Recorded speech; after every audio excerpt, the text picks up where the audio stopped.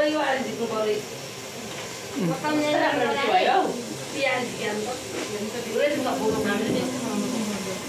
तातो त अलिक उता लाग्यो टिका टिका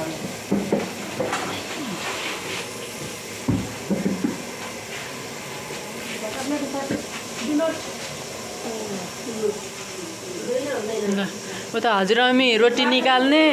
यता रोटी हाल्ने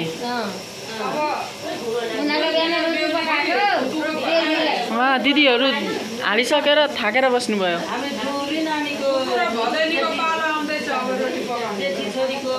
फेरि पालो आउन आँट्यो हामीले काभ्रे प्लान्चोक दिएको राजेन्द्र लम्सललाई राम्रा रोटी सप्रिए जिन्दगी सबै सप्रिएर यसै गरी हाँसी खुसी जाओस् राम्रो जिन्दगी सफल होस् छोरी ज्वाइँको सपरिवारको सुविस्ता सन्तोष सुविस्ता होस् राधा कृष्ण भगवानले सबै कल्याण गरिरहन् पशुपतिनाथले रक्षा गरून् परिवारमा दाइना रहन् अनि हजुरआमा एउटा कुरा सोध्नु नि यो रोटी हेरेर चाहिँ अनि ज्वाइँ कस्ता होला नि छोरी कस्ती होली भनेर यसो अनुमान आउँदैन यो ज्वाइँको एकदमै राम्रो छोरी रोटी त मेरी साली नानी जस्तै एकदम हेर न हाँसेको हेर न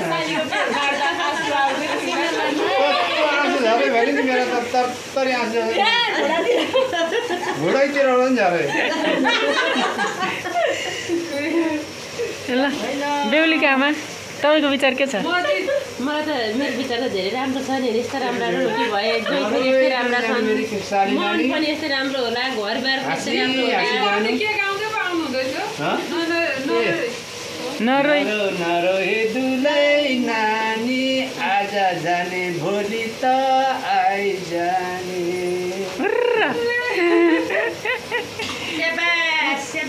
नरौ हे दुलै नानी पाल्नु मन होइन पालन त्यही हो कुरो होइन हजुरआमी तपाईँको बिहे हुँदैछ के छ विचार के कुरा छ मनमा लागेको कुरा भनिहाल्नु मनमा लागेको विचार त बुढासित एक्साइटेड हुनुहुन्छ कि डर लागिरहेछ कि के छ एक्साइटेड किन हुनु डर किन लाग्नु अब नचिनेको ठाउँमा कहाँ अब बेहुला घरमा जाँदा त केही त हुन्छ नि त अब म पाहुना घर जाँदा त कस्तो कस्तो लाग्छ तपाईँ त उहीँ अब बेहुलासँग बस्ने गरी जाँदै हुन्छ केही न केही त हुन्छ नि जिन्दगी बिताउन कस्तो लागिरहेछ ल भन्नु अनुभूति गर अनि म भन्छु अर्को कुरो ल हुने बेला भिनाजुको बारेमा के भन्न चाहनुहुन्छ मलाई के दुई शब्द जाओस् न मलाई केही थाहा भएको भए पो मैले केही भन्नु दुई शब्द जाओस् माया लाग्दैछ कि छैन छैन आफ्नै त माया लाग्दैन मलाई मेरो भएन मलाई मेरै त माया लाग्दैन माया कसैलाई लाग्दैन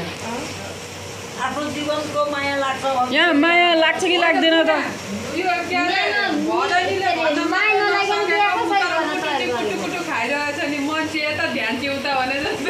बोली एकतिर मन एकतिर छ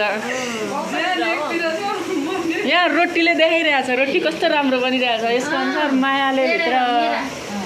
पुरै राम्रो रोटी भयो छोरीका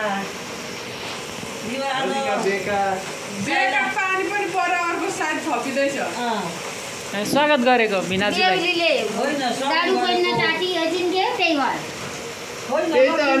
अहिले पनि हेर्नु न डाडु बोकिरहेछ अहिले चिरमा चाट्नु डाडु पनि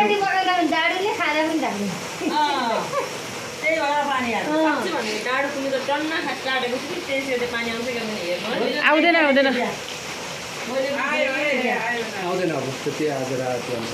अब अब